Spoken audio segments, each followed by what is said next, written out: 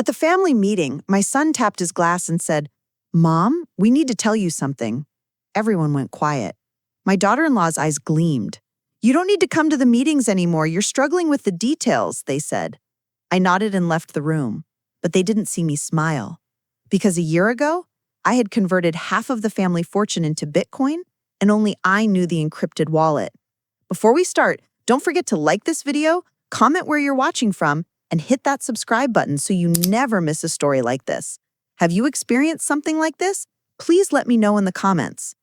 My name is Eleanor Whitmore. I'm 68 years old, and this is the story of how I saw my children's true faces when they started seeing me as just the widow, despite having built every piece of this family from scratch. I ironed my blouse twice, checked my lipstick 3 times, and promised myself not to cry no matter what. It was just dinner, just my family, just the people I'd loved and raised for over 4 decades. We were meeting at my son Blake's house, the big glass one he and Candace bought after Henry and I co-signed for the loan. Not that anyone mentioned that anymore. They said we were gathering to discuss estate matters, which I assumed meant the house, the lake property, and the retirement accounts. All things Henry and I had built from nothing over 20 years while eating canned soup for lunch and skipping vacations. I brought a blueberry pie because Henry always said it was my best, and I thought it might soften the mood. When I walked in, no one looked up. Blake was already pouring wine like a host at some Napa Valley tasting, and Candace, in her gold heels and glassy fake smile, was clicking around the kitchen like she owned the place. We sat down at the table, and Blake opened with, "We've been thinking it's best if we simplify things," and I knew exactly what that meant. Less of me, more of them. When I gently, carefully asked, "Have you spoken to the lawyer about the trust?" Candace didn't even look up from her phone and just muttered, "You're just the widow, Eleanor. Maybe just stay quiet for now." The room went silent. Then Blake chuckled like it was some sitcom punchline. My hands shook under the table, not because I was weak, but because the weight of that moment hit like a death all over again. Except this time, I was the one being buried. I looked at them both, their eyes glazed over like I was a placeholder, not a person. I set my fork down, stood up, and said nothing. I left the pie untouched on the counter, walked to my car, locked the door, and for the first time in 43 years, I let the silence inside feel like peace, not loneliness. They didn't even call after me, and they had no idea what I was about to do. I didn't sleep that night, not even for a minute. I just sat in Henry's old brown recliner, wrapped in the same throw blanket we used to argue over, the one with frayed edges and a faint coffee stain he never noticed. Around 2:30 in the morning, I stood up because I couldn't take the stillness anymore and walked barefoot across the hall to the cabinet we never let our son touch. We used to call it the no-go drawer, where we kept passports, titles, old wills, tax stuff, and things they didn't need to know about. My hands were cold when I pulled it open.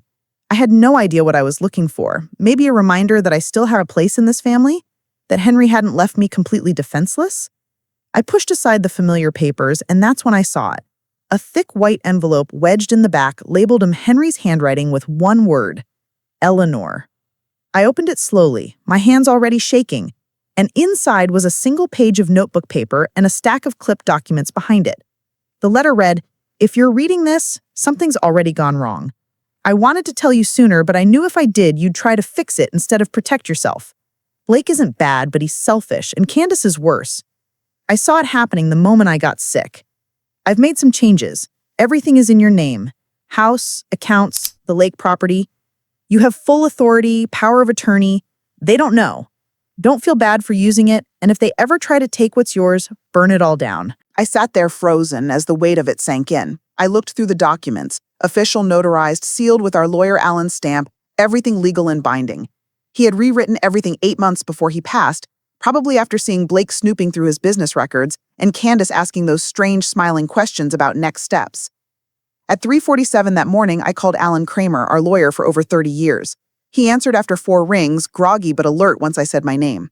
"Alan, I need your help," I said. "Henry left everything to me. I found the paperwork. I want to activate it today." He paused for a second, then asked if anyone else knew. I told him, "No, not yet." "Good," he said. "Don't tell them. I'll be there by 9 with everything you need." When Alan rang the doorbell at 8:57 a.m., I was already dressed, makeup done, hair pinned back the way Henry liked it, with the document spread across the dining table like a war map. We spent 2 hours going through every clause, every legal term, every trigger point, and by 11:15 I had signed 6 documents that transferred control of every asset, property, account, and business interest under my name. Alan made the final call to the estate manager, giving them verbal confirmation that all instructions should now come from me, not Blake, not even the trust, just me. It felt surreal hearing him say it out loud. All further authorization rests solely with Mrs. Eleanor Whitmore. He looked at me and asked, "Do you want them to find out through their accounts, or do you want to call a meeting?" I thought about it for a second and told him, "Let them feel it. Let it hit like a car crash." I spent the rest of the afternoon on the phone with Henry's brokerage manager, the property firm, the title company, and the accountant, each one confirming that my name was now the only name that mattered. By 3 p.m., I got a text from Blake. "Hey, weird question, but do you know why the cabin account's locked?" I didn't answer. 5 minutes later, Candace called. I let it go to voicemail. By 4:30, Blake's messages became more urgent, asking about unexpected account issues. That's when I knew the panic had started. I waited until 5:05, just as I knew they'd all be back at Blake's for another strategy dinner, and I walked up the stone path with a folder in my hands and knocked on the door. Blake opened it, confused and irritated. I walked in, set the folder on the counter, and said, "You might want to sit down." They didn't, of course. Candace leaned against the counter with her arms crossed. I opened the folder slowly, laid out the documents, and said, "This is the new estate plan. Everything is under my name. Everything." There was silence, not the shocked kind, but the arrogant kind, the kind that thinks it's about to outsmart you. Blake snorted and said, "You can't just move money around without the trust's board." I looked him dead in the face and said, "There is no trust board. Henry dissolved it last year. You didn't read the fine print." Candace stepped forward, trying to scan the papers, and said, "There's no way this is binding." That's when I handed her the final document, the notarized copy with Alan's signature and date stamp. She froze. I took one slow step back and said, "This isn't a negotiation. This is a notification. And as of this morning, you have no legal claim to any of it." No one moved. No one spoke. I turned to leave, paused at the door, and added, "The next time you want to discuss my future, you'll need an appointment." I didn't slam the door, didn't make a speech, didn't cry. I just walked away and left them standing in the house Henry and I had paid for, choking on the control they thought they had. The next morning, I was making coffee when my phone showed 5 missed calls from Blake, 3 from Candace. I ignored them all and sat quietly at the table. Around 9:12 a.m., Blake finally sent a text that was less aggressive and more confused. "Can we just talk?" That told me everything. They were unraveling. An hour later, Candace showed up at my front door, uninvited, wearing oversized sunglasses like I wouldn't recognize her through tinted plastic. I didn't invite her in. She stood on the porch and started, "Eleanor, we're all a little confused here. Why would Henry do this behind everyone's back?" I looked her straight in the eye and said, "Maybe because he knew what you'd do in front of it." She flinched like I'd slapped her. "You should leave," I said. "This is trespassing." She tried to throw out some passive threat about lawyers, but I closed the door before she finished. 10 minutes later, Blake called, his voice low. "Mom, I didn't know about any of this. I thought the trust was just automatic." I could hear the fear of being cut off, and I said, "You had every chance to ask me directly. You didn't." That night, I cooked myself dinner for one, because I was done eating scraps while others feasted. As I was pouring a glass of wine, I thought about what Henry would say if he could see me now. He'd probably smile that crooked smile of his and say, "Took you long enough, Ellie." I sat alone at the table and felt something I hadn't felt since the funeral. Not grief, not rage, but clarity. Henry had seen this coming, and now they were flailing without a safety net. Blake had lost access to accounts he thought were his. Candace had no legal hold on the house she bragged about to her yoga friends. But while they desperately tried to regain their properties and accounts, they still didn't know the real surprise. No one, especially Blake, thought a 67-year-old woman would understand Bitcoin. But I did. A year before Henry died, he had taught me everything about digital currency. We had slowly converted about half of our bank accounts and investments into Bitcoin. Only the two of us knew. The passwords, the wallet information, all safely with me. A fortune that wasn't visible in records, couldn't be accessed, couldn't be taken from me. I opened my laptop and checked my Bitcoin wallet. The value fluctuated constantly, but in the long term, as Henry had hoped, our wealth was growing. While my son fought over traditional assets, the real value was somewhere completely different. I thought about Candace's patronizing, "You're just the widow." I wasn't stupid. I might be old, but not too old to understand technology. Maybe I should stay quiet, but not for the reasons they thought. 2 weeks later, Alan called me. Blake had requested a meeting to pursue legal action. His lawyers were making a claim, doubts about my mental competence, claims that I couldn't properly make decisions. Alan smiled. "I think you're ready for the second blow." Yes, I said. They didn't understand what they had, and now they don't understand what they've lost. My lawyer sent Blake a screenshot of a Bitcoin wallet. No name, no account number, just a balance. Approximately $3.2 million worth of Bitcoin. More than twice the value of the family estate's traditional assets. And more importantly, somewhere nobody could access. 3 days later, we faced off in Alan's office. Blake and Candace on one side with their lawyer, me on the other side, alone because I didn't need Alan. I placed an envelope on the table. "What is this?" asked Blake's lawyer. "An offer. And a warning." The lawyer opened the envelope, reviewed the documents, and his face fell. Inside was a full printout of my Bitcoin wallet. The amount, the encryption, everything. "What does this mean?" he asked. "It means this. You can fight, of course you can, but the traditional assets, the lake house, the properties, that's just the tip of the iceberg. The real fortune is here, digitally stored, and only I can access it." Candace looked at Blake, Blake at the lawyer.